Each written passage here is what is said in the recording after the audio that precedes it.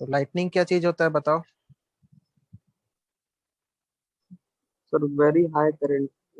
Sir वो तो sir thunder, जब टू क्लाउड्स जब स्ट्राइक करते हैं तो लाइटनिंग प्रोड्यूस होता है। और है? वही जब स्ट्राइक करता है ट्रांसमिशन लाइन पे या टावर पे, तो very high surge current produce होता है, जिससे कि हमारे इक्विपमेंट्स डैमेज हो सकते हैं, ट्रैवलिंग वेव्स क्रिएट होता है, और भी हम्म, बहुत सारे उसके डिसएडवांटेजेस होते हैं। ठीक है।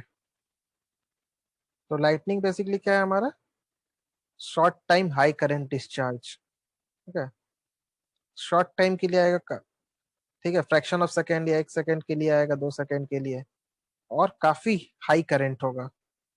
ठीक है, इन किलो एम्पियर्स नॉर्मली। ठीक है, तो ये हमारा लाइटनिंग होता है ड्यू टू थंडरिंग। ठीक है, तो ये नॉर्मली दो तरह का होता है, एक डायरेक्ट स्ट्रोक और एक इनडायरेक्ट स्ट्रोक। ठीक है, तो डायरेक्ट स्ट्रोक में क्या होता है कि ये जो लाइटनिंग होता है वो डायरेक्टली हमारे इलेक्ट्रिकल इक्विपमेंट्स के ऊपर में आकर के स्ट्राइक करे। ठीक है, ओवरहेड कंडक्टर्स है, ट्रांसफॉर्मर्स है, या सब स्टेशन में और भी इक्विपमेंट्स है, डायरेक्ट उसके ऊपर आकर के अगर वो स्ट्राइक करता है तो वो डायरेक्ट स्ट्रोक हम लोग उसको कहेंगे। ठीक है, या इनडायरेक्ट स्ट्रोक में क्या होता है, डायरेक्टली हमारे ट्रांसफॉर्मर के ऊपर आकर के स्ट्राइक नहीं करता है लाइटनिंग, वो उसके बगल में कहीं आकर के स्ट्राइक करता है, लेकिन उसके कारण भी हमारा ट्रांसफॉर्मर डैमेज हो सकता है। ठीक है, या जो हमारा सर्किट ब्रेकर है वो डैमेज हो सकता है, या अदर इलेक्ट्रिकल इक्विपमेंट्स। ठीक है, तो दोनों तरह के स्ट्रोक से हमारे इलेक्ट्रिकल इक्विपमेंट्स को प्रोटेक्ट करना जरूरी है। ठीक है, तो इसके लिए हम लोग यूज करते हैं लाइटनिंग प्रोटेक्शन स्कीम, जो कि डिटेल में हम लास्ट सेमेस्टर में तुम लोगों को पढ़ा चुके हैं, इसलिए इसमें बहुत डिटेल में हम नहीं जाएंगे। ठीक है, इस टॉपिक पर तो हम लोग कौन कौन सा नॉर्मली यूज करते हैं, जो मेन मेथड्स है लाइटनिंग प्रोटेक्शन से बचाने के लिए। एक हम लोग यूज करते हैं ग्राउंड वायर। ठीक है,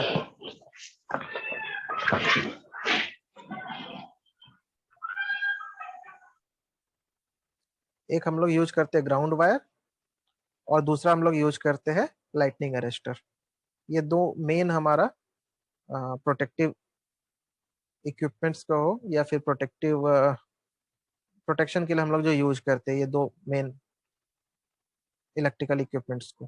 ठीक है, ग्राउंड वायर हम लोग कहाँ यूज करते हैं, ग्राउंड वायर का हम लोग यूज करते हैं ये ट्रांसमिशन लाइंस में। ठीक है, या फिर यहाँ सब स्टेशन में भी। ट्रांसमिशन लाइन में हम लोग ग्राउंड वायर का कहाँ यूज करते हैं, ये सबसे टॉप में, ये जो देख रहे होगे अर्थ वायर जिसको शो कर रहा है एरो से, ये हमारा ग्राउंड वायर है। तो अगर कभी लाइटनिंग होगा तो क्या होगा, ये सबसे टॉप में है तो सबसे पहले ये कैच करेगा उस लाइटनिंग को, और ये इस कंडक्टर के थ्रू होते हुए ये ग्राउंडेड किया हुआ रहता है इस टावर के थ्रू अर्थ में। ठीक है, तो ये लाइटनिंग करंट जो आएगा वो इस ग्राउंड वायर के थ्रू होते हुए यहाँ ग्राउंड में चले जाएगा, यहाँ फ्लो करेगा, क्योंकि ये काफी कम रेजिस्टेंस होता है। ठीक है, तो मिनिमम रेजिस्टेंस पाथ को फॉलो करेगा करंट, तो वो यहाँ से फ्लो करते हुए अर्थ में चले जाएगा, और ये पूरा हमारा ट्रांसमिशन टावर वो सेफ हो जाएगा। तो ये एक हमारा पर्पस है ग्राउंड वायर का। ठीक है, दूसरा हम लोग यूज करते हैं लाइटनिंग अरेस्टर, लाइटनिंग फेनोमेनन से बचने के लिए, अपने इलेक्ट्रिकल अपरेटस को बचाने के लिए। ठीक है, ये सब स्टेशन देख रहे हो, सब स्टेशन में क्या है, यहाँ पर ये सर्ज अरेस्टर्स जो दिख रहा है। ठीक है, इसी को हम लोग कहते हैं लाइटनिंग अरेस्टर। तो ये भी दो तरह के होते हैं। ठीक है, ये सब भी चीज डिटेल में बता चुके हैं तुम लोगों को।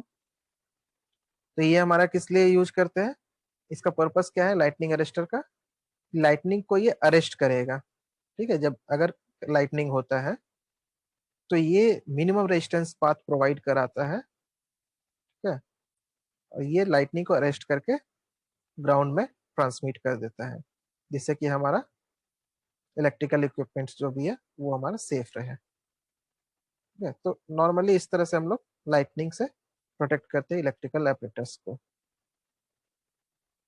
ठीक है, सब डिटेल में तुम लोगों को बता ही चुके हैं ये सब चीज के बारे में, इसलिए इसमें ज्यादा भी समय इन्वॉल्व नहीं करेंगे। डायरेक्ट आते हैं हम अर्थिंग में, ठीक है।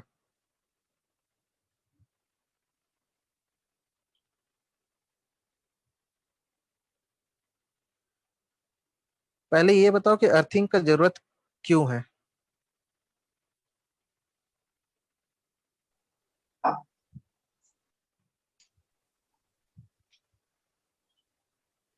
नॉर्मल ह्यूमन लाइफ को प्रोटेक्ट करने के लिए और इक्विपमेंट्स को प्रोटेक्ट करने के लिए। ओके, और कोई।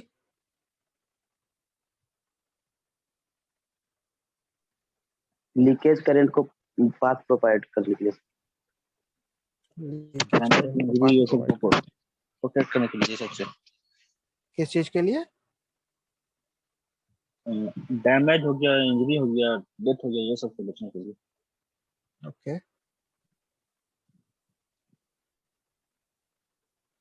ठीक है।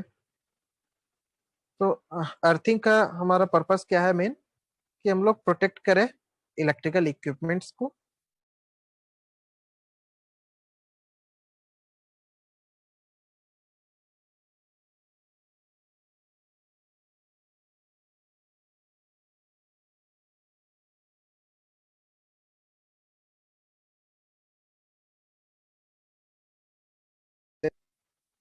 ठीक है, तो अर्थिंग क्या होता है, it is the process of connecting the metallic frame of electrical equipment or some electrical part of the system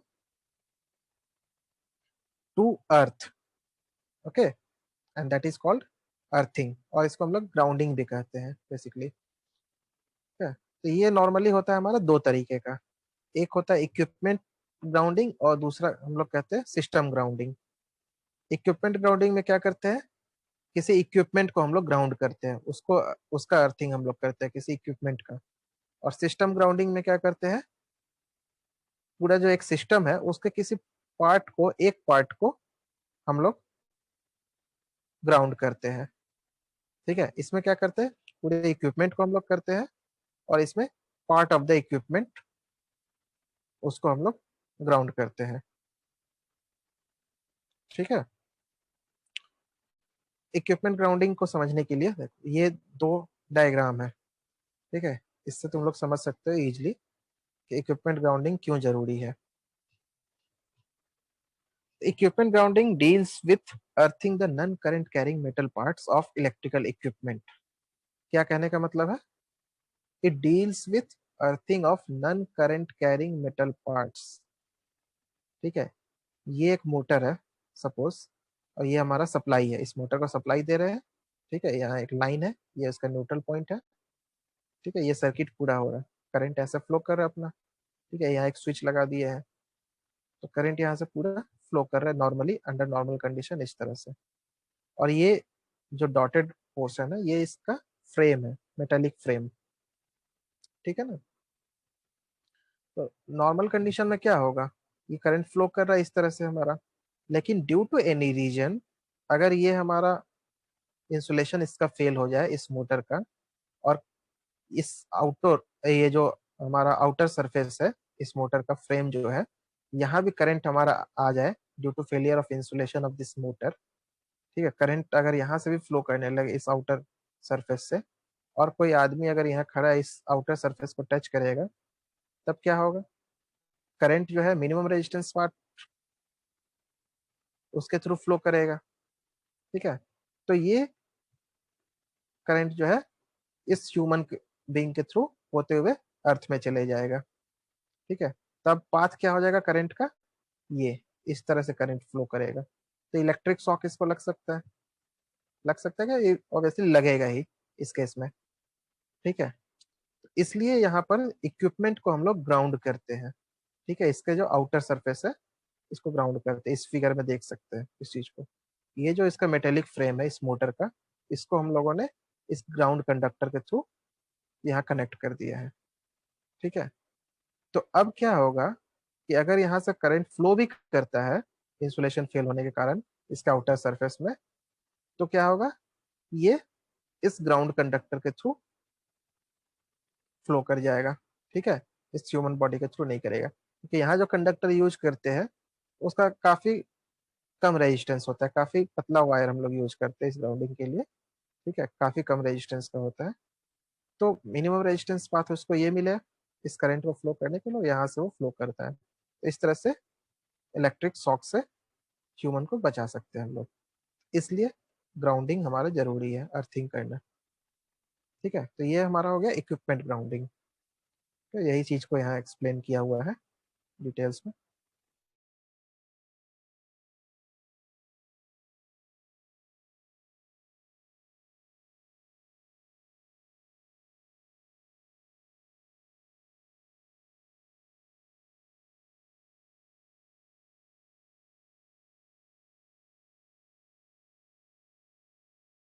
ठीक है, example, neutral point of A star connected system, one conductor of the secondary of A transformer. ठीक है, ठीक है, कुछ part को हम लोग पूरे के पूरे सिस्टम को नहीं कर रहे, उसके कुछ एक पोर्शन को हम लोग ग्राउंड कर रहे हैं, तो that is called the system grounding. ठीक है, ये एक एग्जांपल है। इस डायग्राम को अगर देखो, यहाँ पर क्या है हमारा, ये 11 केवी लाइन है, एक न्यूट्रल पॉइंट है। ठीक है, 11 केवी लाइन से ये हमारा कनेक्टेड है, ये सर्किट हमारा करंट इस तरह से फ्लो कर रहा है। ठीक है, और ये इसका सेकेंडरी साइड है। ठीक है, ये सेकेंडरी साइड है। अगर अब क्या होगा, किसी कारण से ये 11 केवी का लाइन टूट करके, ब्रेक करके, ये सेकेंडरी साइड जो कि 230 वोल्ट है, इसके साथ जाकर के टच कर गया। ठीक है, तब ये 11 केवी लाइन टच कर रहा है अब 230 वोल्ट को डायरेक्ट, सेकेंडरी को। तब क्या होगा इस केस में, अगर कोई यहाँ पर टच करे इस पोर्शन को, ठीक है, या सेकेंडरी साइड में यहाँ से जो सप्लाई गया है हमारे घर में, सपोज गया है, घर में जितने भी अप्लायंसेस यूज कर रहे हैं हम लोग, ठीक है, सडनली एक हाई वोल्टेज सेकेंडरी साइड में टच कर गया यहाँ पर, तो क्या होगा, ये सारा का सारा हाई वोल्टेज, ठीक है, due to this 11 KV on the secondary side, ये जो फ्लो करेगा, सारा इक्विपमेंट हमारा बर्न हो जाएगा ड्यू टू हाई वोल्टेज। और कई बार होता भी है, घर में हुआ भी होगा कईयों के घर में, कभी इस चीज को फेस किए हो? Yes sir.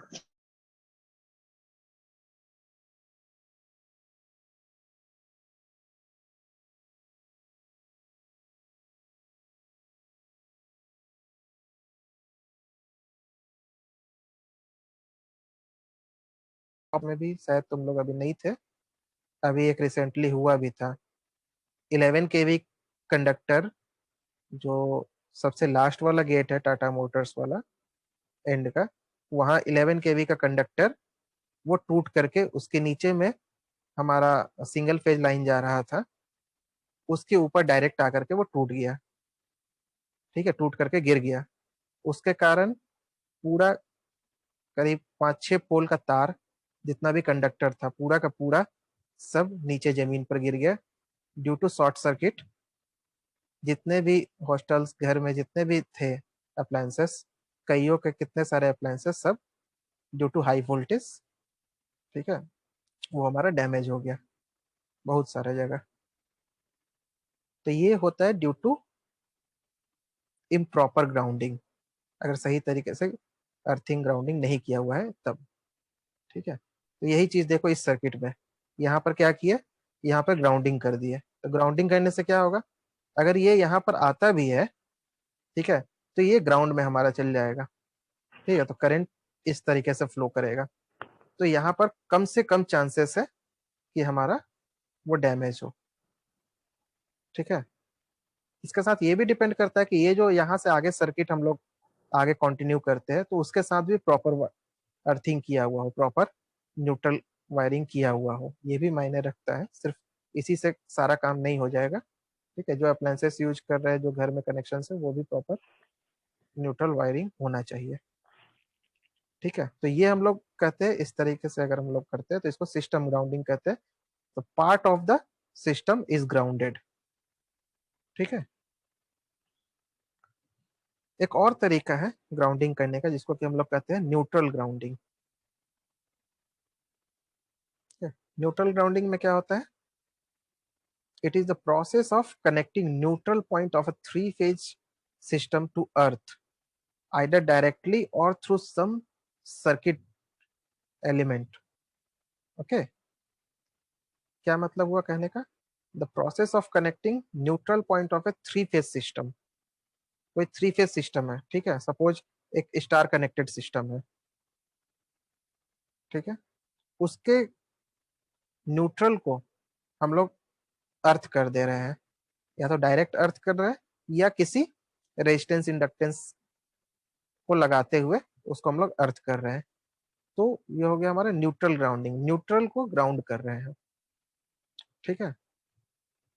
ये देखो, ये है डायग्राम, ये हमारा एक स्टार कनेक्टेड सिस्टम है, ठीक है, 3 फेज है, तीनों फेज के साथ एक फ्यूज लगा हुआ है, इसके न्यूट्रल पॉइंट को हम लोग डायरेक्टली अर्थ कर दिए, ठीक है। तो ये हमारा कहलाएगा न्यूट्रल ग्राउंडिंग। यहाँ पर हम लोग एक रेजिस्टेंस भी लगा सकते हैं या कोई रिएक्टेंस भी लगा सकते हैं, ठीक है, या डायरेक्ट भी कर सकते हैं। तो ये न्यूट्रल ग्राउंडिंग करने से फायदा क्या होगा? अगर कहीं यहाँ पर फॉल्ट होता है किसी एक पर्टिकुलर फेज में, ठीक है, सपोज फेज आर, यहाँ पर फॉल्ट होता है, तब क्या होगा? करंट कैसे फ्लो करेगा? यहाँ से होते हुए इस न्यूट्रल ग्राउंडिंग के थ्रू यहाँ पर, फिर यहाँ से होते हुए यहाँ तक, ये पूरा सर्किट कंप्लीट होगा इस तरीके से। तो इससे फायदा क्या होगा? ये फॉल्ट के कारण हाई करंट फ्लो करेगा, तो ये फ्यूज जो है वो फ्यूज हमारा ब्लो कर जाएगा, ठीक है, ये फ्यूज हमारा ब्लो कर जाएगा। इसके कारण क्या होगा कि ये जो फॉल्टी पार्ट है ये हमारा आइसोलेट हो जाएगा इस दोनों हेल्दी सेक्शन से, ठीक है, फ्यूज ब्लो कर जाएगा, ये सर्किट हमारा डिस्कनेक्ट हो जाएगा, करंट अब फ्लो नहीं करेगा, ठीक है। तो हमारा ये चीज आइसोलेट हो गया, आर फेज सिर्फ जो करंट है वो हमारा फ्लो करेगा वाई और बी फेज में, ठीक है। तो ये इसका फायदा हुआ इस न्यूट्रल अर्थिंग का। अगर ये नहीं रहता तब तो करंट हमारा फ्लो करता है